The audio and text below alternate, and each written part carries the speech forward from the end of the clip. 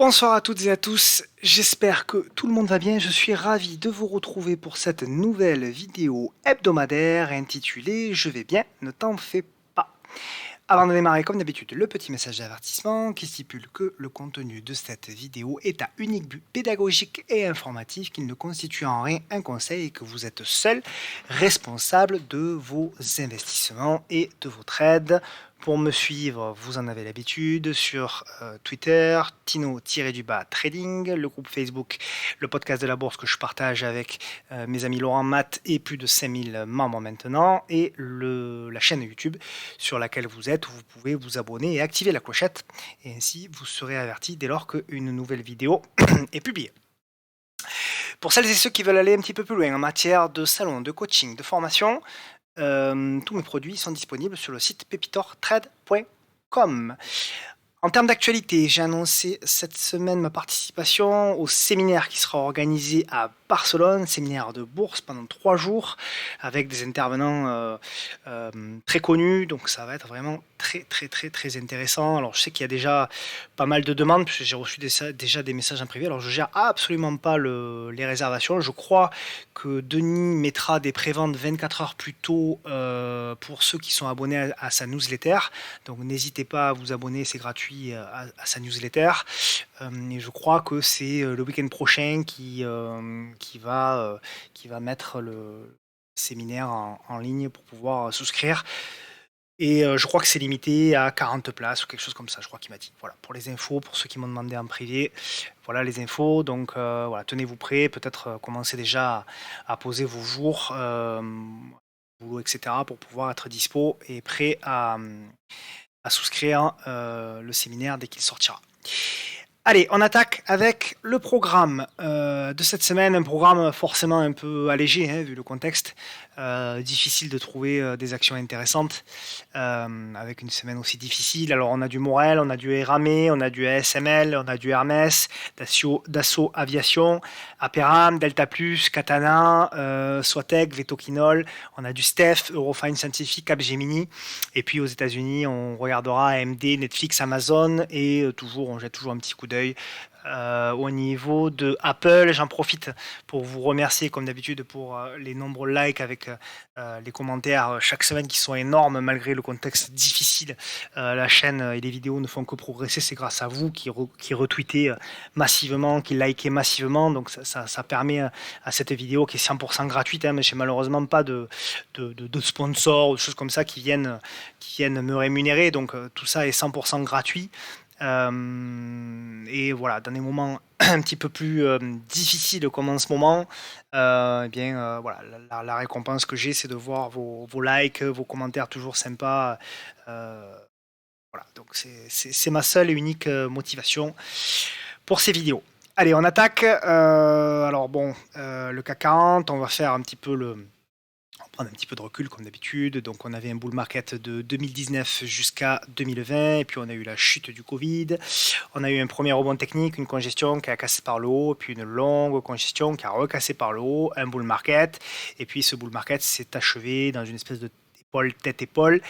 Et puis on a eu un sell-off avec l'annonce de la guerre, un beau rebond technique d'ailleurs, très beau rebond technique, hein, à partir de mars, tout le mois de mars d'ailleurs, hein, de cette année. Et puis on a eu une lente agonie, on va dire, en zigzag. On a fini par un sell-off au début du mois de mai, et puis on a eu un joli rebond, un joli premier rebond jusqu'à la mi-mai, et puis derrière une belle consolidation. Et puis cette consolidation, on l'a cassée par le haut, et puis effectivement, on est arrivé sur des zones de résistance assez importantes, les 6560, 6570, et malheureusement, les annonces qui ont été faites, les mauvaises nouvelles, on va dire, qui ont été données par les banques centrales, par Madame Lagarde, par la mesure de l'inflation qui commence, se demande même si elle n'est pas en train de devenir incontrôlable finalement. Tout ça a fait que le marché cette semaine a pris peur et a fait un petit sell-off, quoi, un petit sell-off sur les deux dernières journées. Le CAC cette semaine perd 4,60%. Alors il y en a beaucoup enfin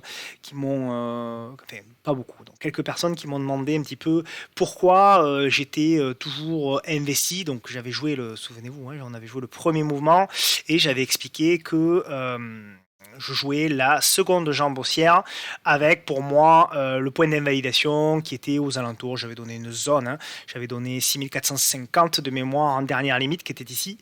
Donc j'avais dit que tant qu'on tenait cette zone, en effet, on pouvait espérer, et c'est ce que je jouais moi à titre perso, on pouvait espérer faire une dernière jambe de hausse pour aller chercher des niveaux un petit peu plus intéressants, notamment la fermeture du gap, notamment la moyenne mobile à 200, etc.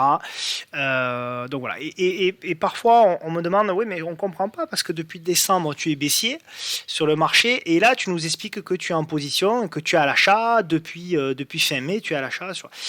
Oui, mais encore une fois, donc je vais répéter ce que j'ai dit dans mes précédentes vidéos. Il faut bien comprendre que le marché avance toujours de manière avec des impulsions, des corrections et des nouvelles impulsions. D'accord.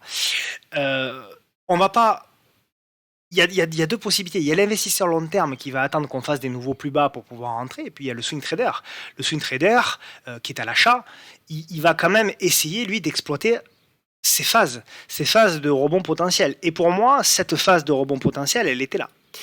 Et très clairement, moi, ce que j'espérais, on avait une première jambe de hausse, la consolidation, une deuxième jambe de hausse, la consolidation, et moi, ce que j'espérais, c'est la troisième.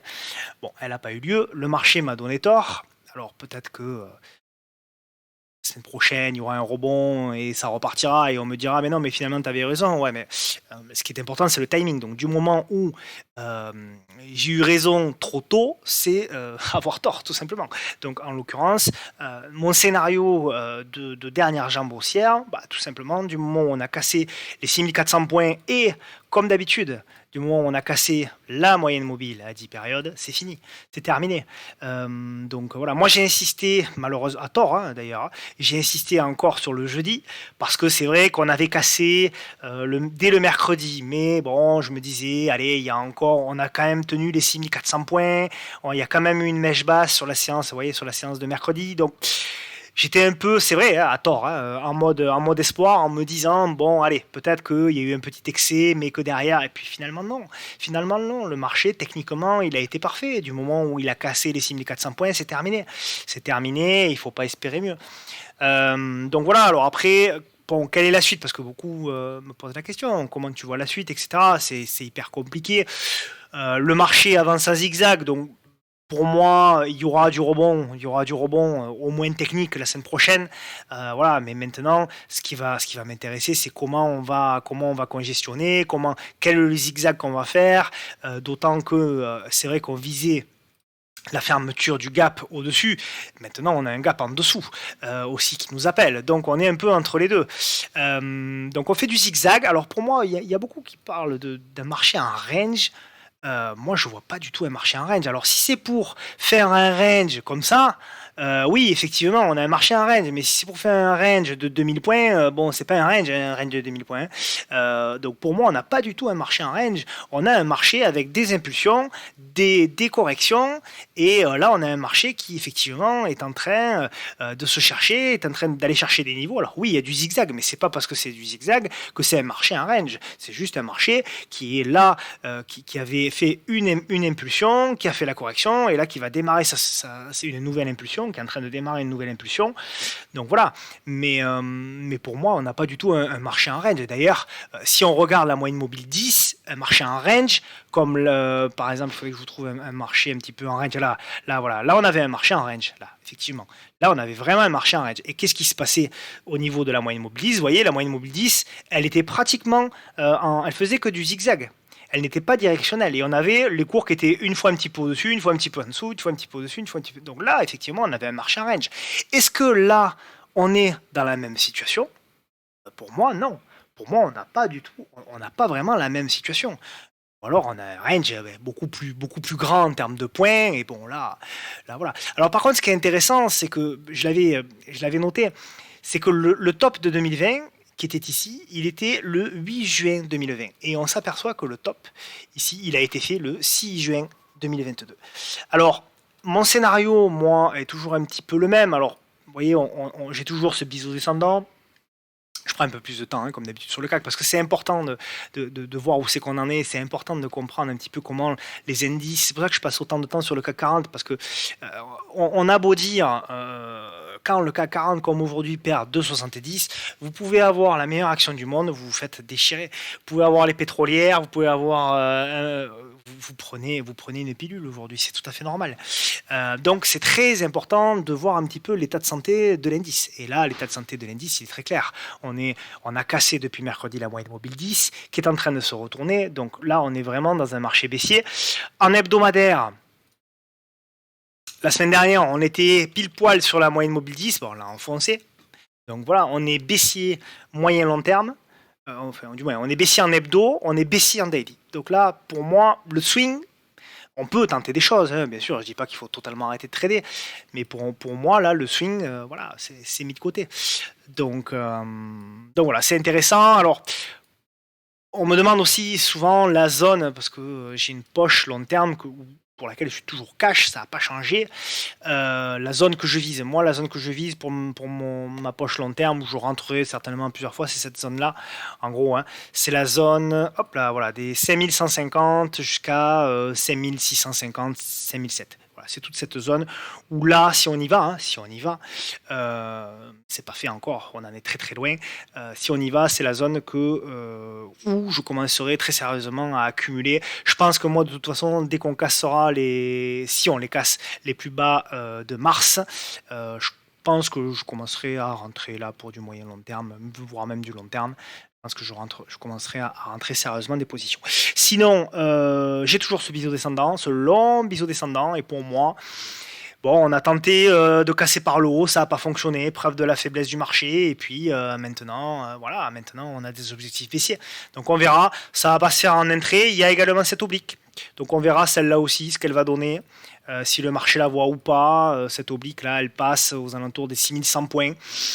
On verra, c'est aussi un top qui a été fait là ici au mois de mars de l'année dernière. Donc on verra si ça génère du rebond. En tout cas, voilà, on va rester prudent.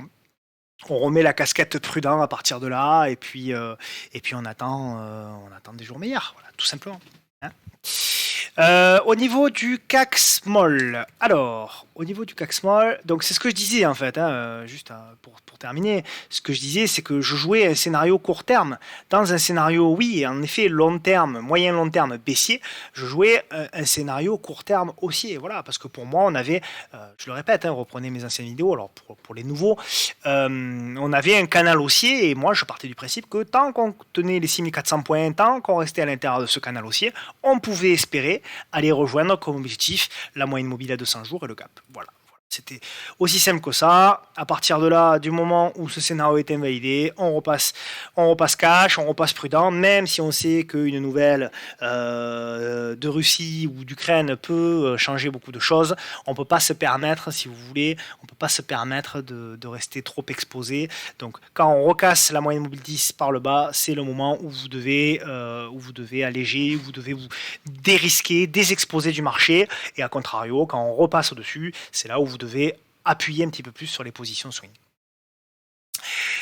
Le CAC Small, alors je l'ai pas vu, le CAC Small, qu'est-ce qu'il nous a donné? Donc on avait bloqué la semaine dernière sur résistance, ouais, on bloque sur résistance, on revient en mode pullback, voilà, bon, on verra, là aussi, vous voyez, voilà, là aussi, hier, on casse la moyenne mobile 10, voilà, malheureusement, pas grand chose de plus à se dire, hein, si ce n'est que voilà, si ce n'est que c'est baissier. En hebdomadaire, on repasse également en dessous, donc c'est pas terrible. Voilà, moi j'ai toujours cette zone, j'ai pas changé, vous voyez, tout est tracé depuis bien longtemps. J'ai toujours cette zone sur les small, la zone des 11 400, 11 500, la zone où si on y va, je pense sérieusement que c'est là où je rentrerai ma poche long terme. Donc ça fait un potentiel de baisse encore de 10-12%. Mais encore une fois, malheureusement, ce marché, je dis malheureusement parce qu'on souffre, mais ce marché ne le fera pas d'un trait. Hein. Il est fort possible que ça dure des semaines, voire des mois, où on est un zigzag, hein, où ça se fasse un peu comme ça, où même on a une cassure, puis ça reparte, et qu'on finisse finalement par arriver sur les zones. Donc c'est extrêmement difficile de pouvoir anticiper quoi que ce soit. Donc voilà, au niveau du CAC Small, donc je bouge pas hein, là-dessus. Donc voilà, on attend. D'autant que moi, à titre perso, fin de semaine prochaine, je pars en congé. Donc c'était l'opportunité forcément de sortir un petit peu du marché et revenir quand tout ira un petit peu mieux. On passe aux actions avec du Morel. Alors je parle un peu de Morel et des pétrolières parce que là aussi, il faut faire attention. J'ai lu des commentaires, j'ai lu des posts sur Twitter, sur Facebook, où des gens nous expliquent que si le marché action se casse la gueule, il faut avoir des pétrolières parce que les pétrolières vont résister. Attention, attention à ça parce que moi je pense que c'est pas le cas. Je pense que si le marché action se met à dégueuler, fort possible que les pétrolières, les parapétrolières se mettent également à corriger. Donc, ça ne veut pas dire que le scénario long terme ne sera pas haussier, hein, mais ça veut dire qu'il faudra faire gaffe. Vous avez vu, on est en exponentiel, là, hein, on est complètement en exponentiel, comme on l'avait été ici sur Morel. Donc, attention, est-ce que c'est le moment de prendre une position sur Morel Prom? Je suis pas sûr. Voilà, je suis pas sûr. Donc on verra encore une fois le marché action. Moi, je pense que le pétrole est à surveiller, en ce sens que si le pétrole corrige, ce sera pas forcément très bon pour le marché action. Si le pétrole se stabilise et qu'il reste dans ces niveaux de prix aux alentours des $120, 115, 110, mais qu'il reste dans ces niveaux de prix, le marché action pourra être soutenu. En revanche, si vous voyez que le pétrole commence à corriger de manière forte, c'est certainement pour moi que le marché action fera de même. Donc attention aux pétrolières quand même, qui ont beaucoup progressé, qui nous ont permis de faire des belles performances. Je pense à Esso, hein, qui a fait une belle performance cette semaine. On l'a su depuis un petit moment. Technip Energy, c'est des valeurs que. Alors c'est vrai qu'au Morel, j'en avais pas trop parlé, c'est un petit peu dommage. Mais pour les deux premières, pour Technip et pour Esso, on en a beaucoup parlé. Ça a très bien fonctionné. Quelques rares trades qui ont bien fonctionné cette semaine. Mais voilà, attention quand même de ne pas non plus tout miser sur le pétrole parce qu'on pourrait avoir des surprises.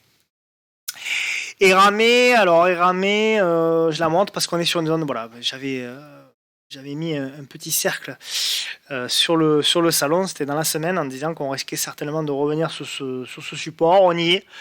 Alors voilà, c'est toujours la même chose. Est-ce que ce support va tenir ou pas? On l'a légèrement enfoncé, mais je considère qu'il a tenu quand même. Est-ce que ce support va tenir ou pas? Est-ce qu'il va générer un rebond technique pour générer la congestion, pour ensuite recasser par le haut et repartir en tendance haussière? Peut-être, hein, je ne sais pas, on verra. En tout cas, c'est un titre, peut-être un des rares titres qu'il va falloir peut-être surveiller la semaine prochaine, si pourquoi pas jouer au moins un rebond technique. Mais attention, là aussi, au niveau de ce titre-là, il est très directionnel et si ça lâche, il ne faudra pas insister. ASML, alors les semi-conducteurs, hein, forcément, les semi-conducteurs ont morflé aussi hein, cette semaine, forcément. Donc ASML, on est toujours, voilà, on voit un peu la faiblesse. Hein. Donc on avait un peu comme à l'image du CAC, hein, on avait une belle congestion.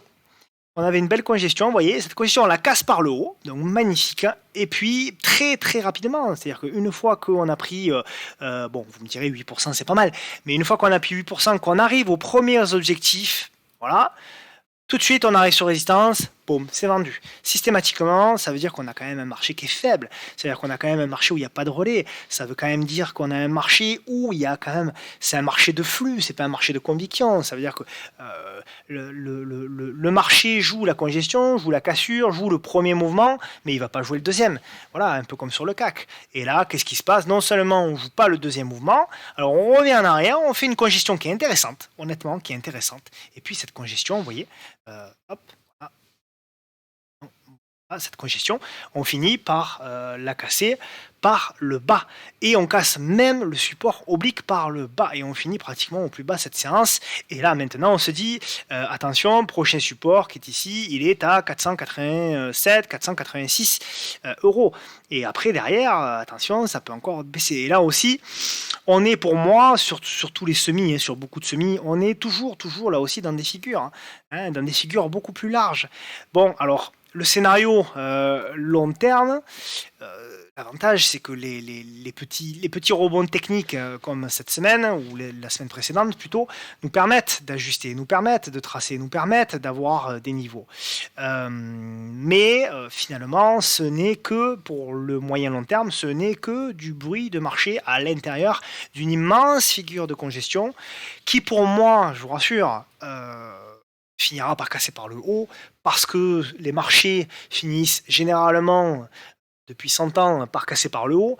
Donc il n'y a pas de raison que des entreprises comme ASML, qui génèrent de la croissance, etc., qui sont de belles entreprises, qui sont des entreprises qui sont sur l'Eurostoxx, etc., qui sont très bien pondérées, etc., sur certains indices. Il n'y a pas de raison que fondamentale ou technique que finalement ces semi-conducteurs-là ou ces entreprises-là finissent par casser par le bas. Ou alors c'est la fin du monde et bon là, on aura d'autres problèmes. Mais il faut voir également, il faut bien comprendre d'où on vient. Voilà, on vient de 2016 à un titre qui cotait moins de 100 euros. On est monté jusqu'à 800, donc on a fait x8. Entre 2016 et 2021, en 5 ans, on a fait x8. Donc forcément, alors ça fait très mal quand on est investi, mais il faut bien comprendre que voilà, on a baissé de 40%, ça peut paraître énorme, mais finalement, si on prend les plus bas, on arrive simplement à 38% de retracement sur le retracement total. Voilà, et si on revenait à 50% de retracement de toute la hausse, bon, ce ne serait pas du délire non plus, ce ne serait pas du vol non plus. Donc voilà, il faut toujours prendre du recul. Alors évidemment, c'est difficile quand on a commencé à accumuler sur les 600, 650, quand on accumule sur les 500, 70, etc. On est en moins-value, latente, etc. Donc forcément, c'est très douloureux. Maintenant, voilà, il faut commencer à tracer les zones long terme, il faut commencer à regarder un petit peu jusqu'où peut aller le marché, il faut commencer à regarder les niveaux, il faut attendre des signaux techniques un petit peu plus mûrs, des congestions sur des bas de figure, des choses comme ça, pour jouer les retournements plus moyen-long terme.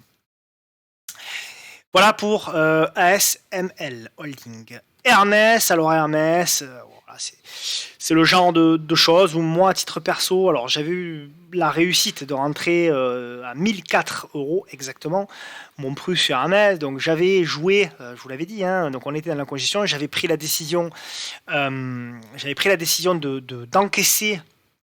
d'encaisser le retracement technique qui était ici et de jouer la congestion pour jouer, c'est ce que j'espérais, de jouer de jouer la congestion et de jouer la cassure de la congestion par le haut pour jouer des niveaux techniques un petit peu plus costauds, c'est-à-dire tous ces niveaux-là. Voilà, tous ces niveaux-là. Donc moi, c'est ce que je jouais. Mais voilà, encore une fois, alors ça fait mal, ça fait chier, pour être honnête, ça fait chier, parce que du coup, on rend beaucoup de la plus-value qui a été faite. Mais voilà, mais le scénario a été invalidé. À partir du moment où on casse les 1084 à la baisse, il faut sortir. Voilà, la séance de jeudi, pour moi, il faut sortir.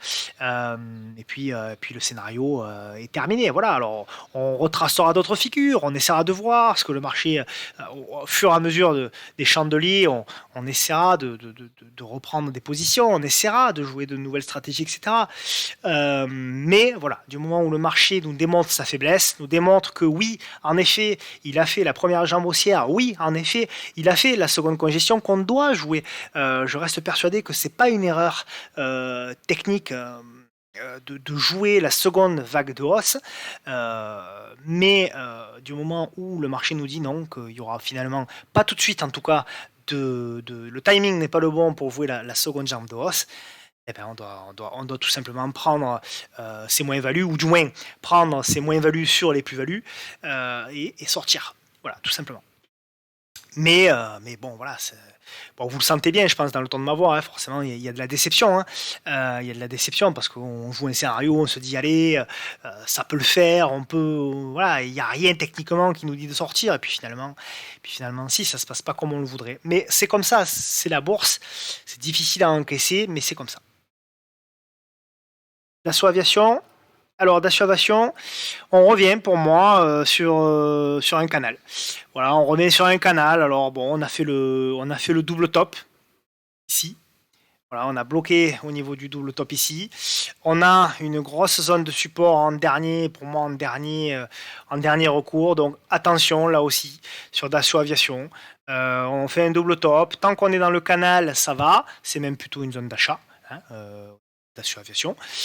En revanche, si on voit qu'on commence à casser le bas de canal, et surtout si vous voyez qu'on commence à casser les 150, qui en plus est une zone de prix importante, là, il faudra faire extrêmement attention. Donc pour moi, la semaine prochaine, soit on revient ici, on congestionne, on casse par le haut et on relance, soit on casse par le bas, on fait le petit pullback, on revient ici, et là, alors soit on repartira, soit on cassera, on fera le pullback, et on repartira.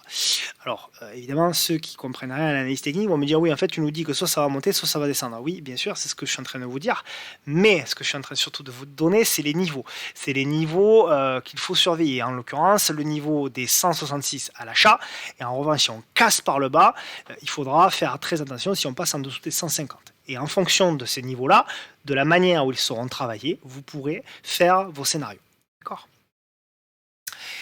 Encore une fois, hein, l'analyse technique, et vous le savez bien, alors je répète pour les nouveaux, parce que j'ai la chance d'avoir des nouveaux chaque semaine, donc ça c'est cool. Je leur souhaite la bienvenue d'ailleurs sur la chaîne. Le but de l'analyse technique, l'objectif de l'analyse technique, ce n'est pas de deviner ce qui va se passer, c'est simplement d'avoir des niveaux techniques pour se préparer à tel ou tel scénario et avoir des stops très courts avec des ratios gain-risque élevés. Voilà, c'est uniquement ça l'analyse technique. Et c'est exactement le genre de choses qu'il faut. Nous, on n'est pas là pour dire on va acheter ou on va vendre. Nous, on est là pour dire si ça vient sur ce niveau-là, j'achèterai. Si ça descend en dessous de ce niveau-là, je vendrai. C'est uniquement ça l'analyse technique. Ensuite, Aperam. Alors, Aperam, je vous avais. Donc, on l'avait analysé il y a 2 semaines. Voilà. C'était sur cette mèche-là, le vendredi 3 juin. Reprenez ma vidéo. Hein.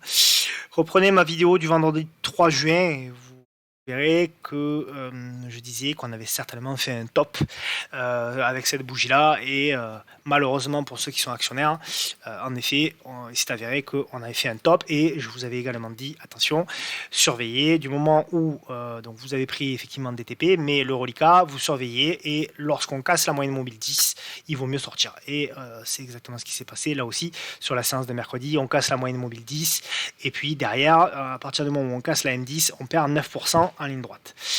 Donc voilà, encore une fois, là aussi la technique permet de pouvoir ou maximiser vos gains, ou éviter de perdre plus que ce que vous auriez perdu en restant investi.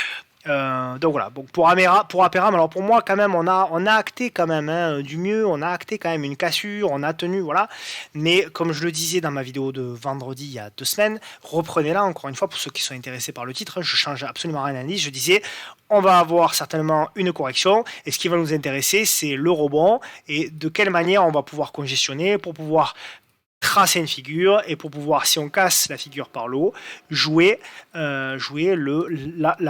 relance haussière. Voilà, je ne sais pas comment sera la correction. On a le sell-off, on aura le rebond, on aura de la congestion. Si cette congestion casse par le haut, on rejouera de nouveau un scénario sur Aperam. Si cette congestion casse par le bas et qu'on repasse en dessous des 32 ou 33 euros, à ce moment-là, il faudra être extrêmement vigilant, et ça voudra dire certainement qu'on ira chercher des niveaux plus bas. D'accord ? Donc là aussi, je suis en train de vous dire que où ça va monter, où ça va descendre, mais je suis surtout en train de vous donner des scénarios pour pas, si ça casse par le bas, se laisser emporter, et potentiellement pour ceux qui veulent rentrer, se dire que s'il y a une congestion et que ça casse par le haut, on rentrera. Tout simplement. Delta Plus, alors Delta Plus c'est un petit titre, mais fondamentalement c'est intéressant. Alors j'avais tracé un scénario il y a un petit moment. Eh bien ça devait être le vendredi 13 mai, puisque vous voyez je laisse toujours mes mes analyses. Donc le vendredi 13 mai, j'avais imaginé ce scénario-là avec un retour potentiellement donc sur le bas, hein, avec sur les 69 voire les 65, pour ensuite jouer, parce que pour moi on reste dans ce qu'on appelle, pour ceux qui connaissent un petit peu les figures chartistes, on est sur un expanding flat, c'est-à-dire qu'on est sur un biseau d'élargissement, contrairement à un biseau descendant où on est sur une figure de ce style. Là, on est sur le contraire, sur une figure d'élargissement, c'est-à-dire une figure dans ce style-là, qui reste tout de même une figure de correction. Donc une figure corrective. Et une figure corrective, on achète les plus bas et on achète souvent les figures, les cassures de plus bas. Vous voyez là, lorsqu'on a cassé les plus bas, derrière, hop, on a un rebond technique. Donc moi, ce que j'attends, c'est potentiellement qu'on vienne casser le plus bas ici des 70 et potentiellement regarder si sur le bas de cette figure-là, on a une figure de retournement pour pouvoir jouer un retour potentiellement sur le haut de la figure, et si ça passe, c'est ce que j'avais indiqué là, si ça passe, jouer la cassure, le pullback, et de nouveau, voilà. Alors, figure de retournement, ça peut être plusieurs choses, ça peut être une étoile du matin, ça peut être un envalement, ça peut être une divergence haussière, ça peut être une cassure de moyenne mobile 10, ça peut être tout ce que vous voulez, peu importe votre signal, tous les signaux sont bons, mais il faut tout simplement guetter un signal sur le bas de la figure pour pouvoir jouer, encore une fois, le premier mouvement, et si ça passe, une fois qu'on a atteint les objectifs, si ça passe, jouer le second mouvement. Voilà pour les Talpus. Attention, c'est pas hyper liquide. Aujourd'hui, on a 276 000 euros échangés. En moyenne, c'est même moins. Donc attention, attention sur ce titre-là, à la taille de position que vous allez mettre si vous êtes intéressé. Katana, alors Katana, alors ben voilà, hein, là aussi, ça fait longtemps que j'en parle de ce support oblique, et on y vient. Voilà, ça fait longtemps que j'en parle de ce support oblique. 1, 2, 3, 4 points, et vous voyez que on en a parlé la semaine dernière, en expliquant là aussi que la vente de la publication, qui avait été pourtant excellente sur Katana, eh bien, montrait quand même déjà la faiblesse du marché. Il y a plusieurs signaux quand même qu'on a eu cette semaine de la faiblesse du marché. Il y a la publication de Katana qui a été vendue. Alors c'était la fin de semaine dernière, mais quand même. Donc c'était déjà un premier signal. Cette semaine, et on le verra un petit peu plus sur le titre d'après, sur Swatech, qui a sorti des résultats canons. On a vu que les résultats n'avaient pas été du tout achetés, voire même vendus. Donc c'est quand même là aussi la preuve que le marché n'allait pas très bien. Et souvenez-vous, ce que je vous avais dit la semaine dernière, je vous avais dit, quand le marché commence à sortir, ce qu'il faut regarder toujours, c'est les financières. Et on le voit sur la séance d'aujourd'hui, dans le palmarès baisse du CAC 40, vous avez toutes les financières. Donc c'est pas une baisse, c'est une baisse de conviction. J'ai la sensation que quand même, depuis 2 jours, 3 jours, on a vraiment une baisse des convictions, de conviction, parce qu'on voit que le secteur financier souffre beaucoup plus que ce qu'il avait souffert précédemment. Donc voilà, pour en revenir à Katana, bien écoutez, là aussi, voilà, on va regarder, on va surveiller. Alors, est-ce qu'on est dans une zone potentiellement d'achat? La réponse pour moi, c'est oui. Maintenant, on va attendre un signal. Pourquoi pas la cassure de la M10, pourquoi pas ceux qui veulent tracer, voilà, une petite résistance oblique, et potentiellement, voilà, si on a un signal là-dedans pour pouvoir jouer avec un stop court, un nouveau mouvement sur Katana. Ça reste haussier, ça reste positif. À quel moment je repasserai négatif sur Katana? Je considère que voilà, si on passe quand même, j'ai cette zone, allez, jusqu'à on va dire jusqu'ici là, toute la zone, voilà, jusqu'aux 6,30 €, 6,40 €, je considère qu'on est encore haussier. Si on casse les 6,30 €, 6,40 €, je repasserai prudent, et alors très très prudent si par contre on revient à casser cette zone là, ici, là on passera baissier long terme par contre, si on casse les 5,70 € quoi, en gros, hein. Voilà, pour Katana, Swatech, alors Swatech, voilà, Swatech, résultat canon, config canon. Alors moi j'étais actionnaire, hein, j'ai vendu, je l'ai annoncé, hein, je l'ai dit, la veille des résultats. Alors en plus, généralement, quand je vends la veille des résultats, 9 fois sur 10, pour être sûr que le titre va exploser, et là non. Là non. En plus, vraiment, on avait tout, hein, on avait tout pour Swatec. Les résultats canons, une congestion. Alors c'est pas encore mort, c'est vrai que c'est pas encore mort. Tant qu'on est pour moi, on l'avait analysé, hein, Swatec. Tant qu'on est pour moi au-dessus de cette zone-là, c'est-à-dire au-dessus des 168, pour moi, c'est pas totalement mort encore au niveau de Swatec. Par contre, ouais, là, normalement, il faut réagir, d'autant que là aussi, on avait des zones d'objectifs que le marché avait identifiées. Donc voilà, avec un gap, donc pas terrible pour Swatec, mais je dirais que quand même, elle a bien résisté cette semaine. Voilà, donc on va voir. Il y a une belle congestion là qui est en place. Si ça casse par le haut, pourquoi pas. Par contre, voilà, encore une fois, si ça passe en dessous des 169, il faudra redevenir extrêmement prudent, même pour Swatec, même avec des résultats canons. Veto Quinol, ben voilà, là aussi, hein, on revient sur une zone qu'on avait identifiée depuis un petit moment. Là aussi, c'est intéressant. On est effectivement sur des zones d'achat. Voilà, il y a des gros niveaux de support là qui sont ici. Là aussi, voilà, on joue avec le feu, on fait un deuxième retour. Est-ce que ce deuxième retour va être vu comme une opportunité d'achat par le marché? Je considère que tant qu'on est sous l'oblique, c'est peut-être un peu prématuré. Il faudra pour moi redépasser cette oblique-là, la casser, revenir faire une congestion pour pouvoir jouer le haut de l'oblique et potentiellement pouvoir relancer. A contrario, je pars du principe que si on casse cette zone des 112, là par contre il faudra redevenir extrêmement vigilant. Là aussi il y a de la place. Donc voilà le scénario pour Vetoquinol. Ça reste positif, hein, attention, ça reste positif. Là aussi, faut pas tout jeter comme ça d'un coup. Il faut voir. On reste sur quand même des zones d'achat encore, donc tout n'est pas encore perdu. Mais voilà, effectivement, du moment où on casse la M10, on est plutôt du mauvais côté. Et en hebdomadaire, c'est la même chose. Tant qu'on est en dessous de la M10, on reste prudent et on attend des signaux techniques. Steph, alors c'est une belle société, mais là aussi, vous voyez la faiblesse du marché. Alors on avait une belle, alors c'est haussier, hein, Steph, donc il n'y a pas de problème. On avait fait un top ici au mois de novembre 2021, et puis on a eu une belle correction. Et là, c'était intéressant parce que on avait une belle congestion, on avait des doubles tops à casser, on avait voilà tout ce niveau-là, toute la zone des 92, 92,3, 92,4 à casser. On casse la résistance oblique. On fait le petit pullback et derrière, voilà, ça a beaucoup de mal. On revient directement tester le support. Alors, c'est pas totalement perdu. On a quand même ce support-là a été acheté, mais voilà, là, c'est quand même difficile. Donc là, à nouveau, il faudra revenir casser dans un premier temps les 92,2, tenir les 92,2 pour pouvoir relancer et potentiellement jouer la M200. A contrario, si on commence à casser le support la semaine prochaine, et là, il faudra faire attention. Voilà. Donc là aussi, je reste prudent. On est là aussi sous la M10 Daily. On est là aussi sous la M10 Weekly. Donc voilà, on reste prudent, même si tout n'est pas encore perdu. Il faut quand même rester extrêmement prudent. Eurofine Scientifique, là aussi, Eurofine Scientifique, hein, preuve, un peu comme un SML, hein, que le marché joue des mouvements.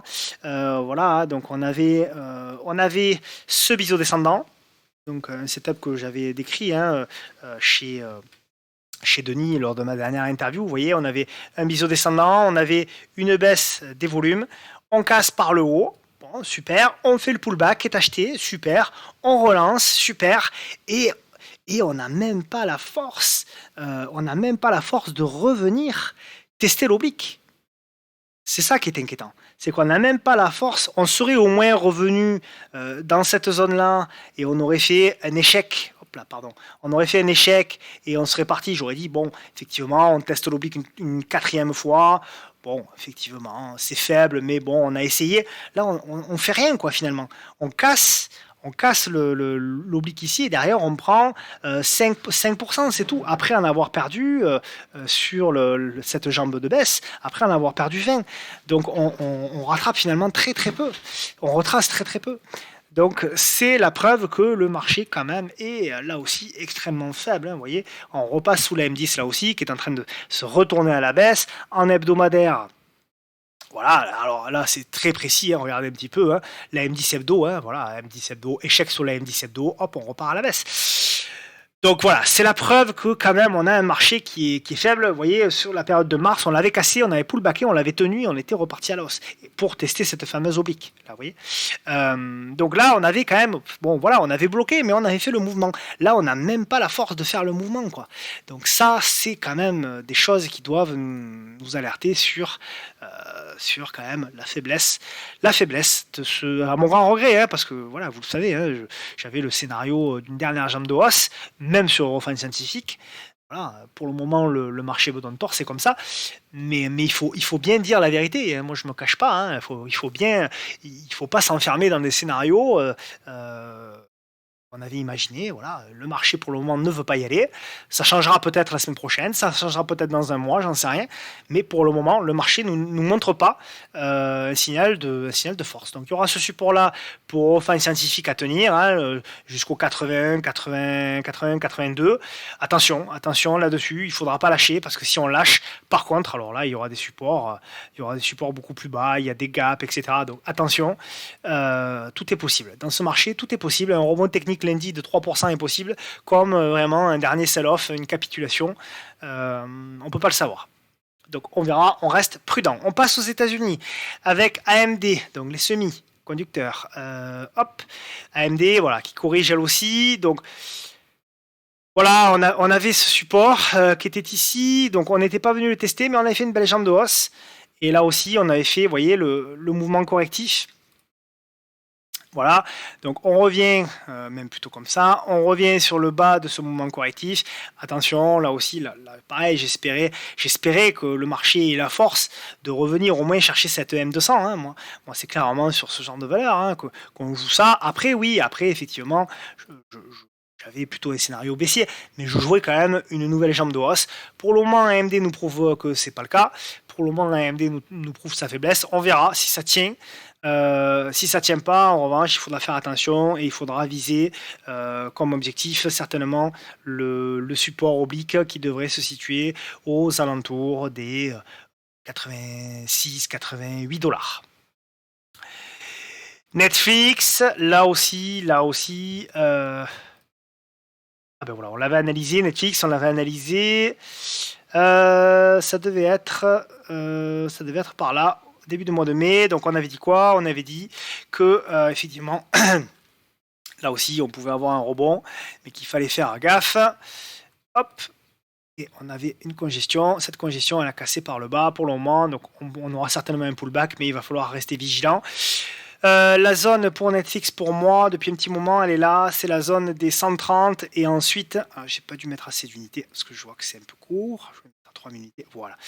Et ensuite la zone potentiellement pour l'investisseur long terme, donc zone des 66, donc je répète ce que j'avais certainement dû dire il y a quelques semaines, donc zone des 60-70 $ pour Netflix en deuxième zone, et en première zone la zone des 125-132 $ pour l'investisseur moyen long terme. Voilà, pour le moment il n'y a rien de plus à faire quoi. Sur Netflix, là, on va attendre. Ça risque, là aussi, on va avoir du rebond la semaine prochaine, très certainement. Mais voilà, ça reste hyper méga baissier. Netflix a quand même perdu depuis le top. Netflix a quand même perdu 73%. Excusez du peu. Amazon qui a splitté cette semaine. Mais là aussi, regardez. Là aussi, la faiblesse du rebond. on n'arrive pas à atteindre pour moi les objectifs sur Amazon. C'est pour ça là aussi que je jouais. On n'arrive pas à combler le gap. On n'arrive pas à revenir. Moi, ce que je jouais, c'est sincèrement, c'est un rebond supplémentaire pour venir fermer le gap, revenir aux 135 maintenant, 135 $. Donc, je jouais un scénario avec une hausse supplémentaire de 7-8% sur Amazon. Mais on voit que non, c'est pas possible. On fait le pullback, donc très bien. On revient en mode pullback ici. Bon, on se dit très bien, le marché, il y a un double appui, on casse le double appui, on fait le pullback pour jouer ensuite potentiellement effectivement la nouvelle jambe de hausse. Et après, bon, ben on verra, si ça passe, ça passe, si ça passe pas, effectivement, on jouera à la baisse. Mais non, le pullback, il tient pas. Et non seulement il tient pas, mais en plus, on fait un gap baissier. Et aujourd'hui, Amazon perd 5, au moment où on se parle, 5,85%. Donc, et Amazon, on sait que ça pèse sur l'indice Nasdaq, qui est quand même un indice très, très, très important pour le monde entier. Donc voilà. Et puis je vais terminer comme d'habitude par Apple, avant de faire la synthèse. Apple, là aussi, Apple, on revient sur le niveau que j'avais indiqué. On revient sur le niveau que j'avais indiqué, comme chaque semaine on l'a suivi, donc j'avais dit, voilà, il y aura entre les deux c'est du zigzag, on revient faire le zigzag, tant qu'on est sous l'oblique, c'est baissier, attention, par contre, si on lâche cette zone-là, il faudra être extrêmement vigilant. On a le troisième retour. On avait fait ici le rebond, rebond, troisième retour. Donc attention, être extrêmement vigilant au niveau de Apple. Je sais que certains l'avaient joué, parce qu'on en avait parlé le 27, je crois, ou cette semaine-là, certains avaient joué le premier mouvement, puisque j'ai eu un message de quelqu'un qui l'avait joué avec un stop court, donc très bien. Mais vous voyez, si vous vendez pas rapidement, pouf, c'est tout de suite revendu. On a fait le pullback en plus sur l'oblique. Vous voyez cette oblique ici, là, on a fait le pullback parfait. Donc attention, si ça lâche par le bas au niveau d'Apple, il faudra vraiment ne pas hésiter à lâcher ses positions, quitte à y revenir plus tard. Parce que derrière on peut avoir de la volatilité, et quand on sait le poids d'Apple sur le Nasdaq et le poids des ETF qui sont dans le monde entier, on pourrait avoir de la volatilité sur encore malgré la volatilité qu'il y a déjà, même si on espère que ça va se calmer, on pourrait avoir encore de la volatilité dans les prochaines semaines, surtout avec l'été qui arrive et des volumes qui sont faibles. Juin est historiquement un mois mauvais, juillet est meilleur, août est catastrophique, septembre n'en parlons pas. Donc attention, là aussi, de prendre ses précautions. Je vous rappelle qu'on doit trader un petit peu plus léger dans ce contexte. Donc voilà, soyez prudents. Donc en synthèse,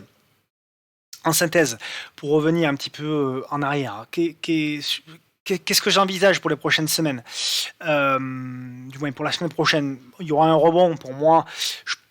Ça m'étonnerait, on verra, qu'il y ait un sell-off tout de suite. Voilà, je pense qu'il va y avoir du rebond technique, notamment si on revient sur la zone des 6000, 6100. Je pars du principe que cette zone-là, l'entrée du gap, le double appui, le support oblique sera une zone quand même qui sera payée, au moins pour du court terme. Maintenant, ça restera du rebond technique et il faudra voir et attendre les congestions pour pouvoir relancer. Donc voilà, donc casquette prudente tant qu'on n'a pas des signaux techniques un petit peu plus sympas, des passages au niveau des moyennes mobiles 10 en daily, des choses comme ça, des congestions, des constructions. Voilà. Tant qu'on n'a pas ça, on reste avec la casquette prudente.